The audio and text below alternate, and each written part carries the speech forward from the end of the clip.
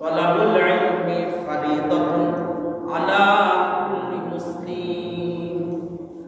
প্রত্যেকটা নর নারীর উপরে দ্বীনি ইলম শিক্ষা করা কি ফরজ। আল্লাহ তাআলা কোরআনের ভিতর বলেন, কুল হাল ইয়াস্তাবিল্লাযীনা ইয়া'লামুনা ওয়াল্লাযীনা লা ইয়া'লামুন ইন্নামা ইয়াতাযাক্কারু উলুল আলবাব। আল্লাহ তাআলা বলেন, নবী আপনি বলেন, আল্লাহ বলতেছেন নবীজি আপনি বলুন, যারা জ্ঞানী এবং যারা জ্ঞানী নয় তারা কখনো সমান নয়। কি নয়? সমান নয়।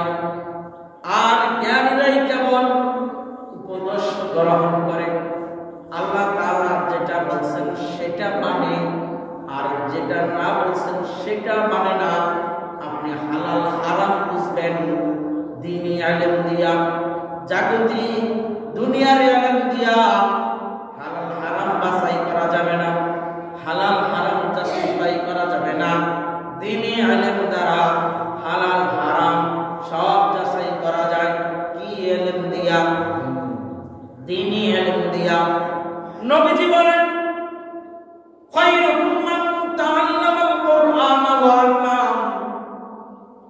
তোমাদের মধ্যে সর্বোত্তম ওই ব্যক্তি যে কোরআন মাজিদ শিক্ষা করে এবং অপরকে শিক্ষা দেয়।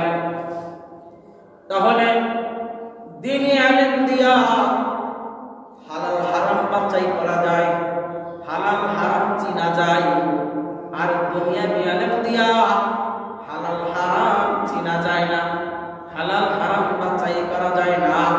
তাহলে যারা হারামের উপরে থাকবে, নবীজি বলেন তারা কখনো জান্নাতে যাবে না।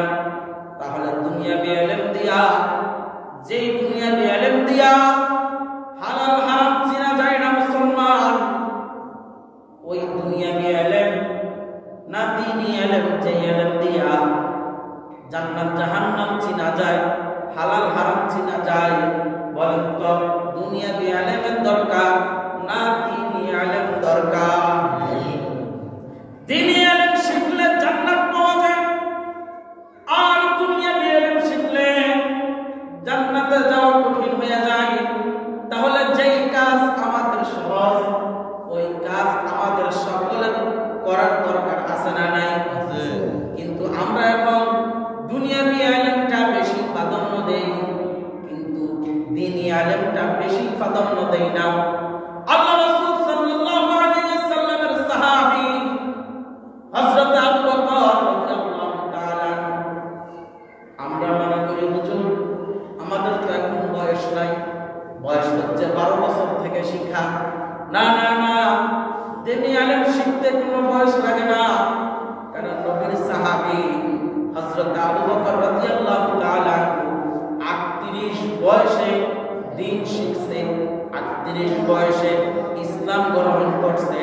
তাহলে নবীর সাহাবীরা ওই সময় দ্বীন শিখছে, আর নবীজির সাহাবী হাদিসুল মুফাসসার যাকে বলা হয় হযরত আব্বাস রাদিয়াল্লাহু তাআলা আনহু, আব্বাস রাদিয়াল্লাহু তাআলা আনহু নবীজির যখন 60-61 বছর বয়স, নবীজির চাচা হযরত আব্বাস রাদিয়াল্লাহু তাআলা আনহু তখন ইসলাম গ্রহণ করছে, তখন দ্বীন শিখছে।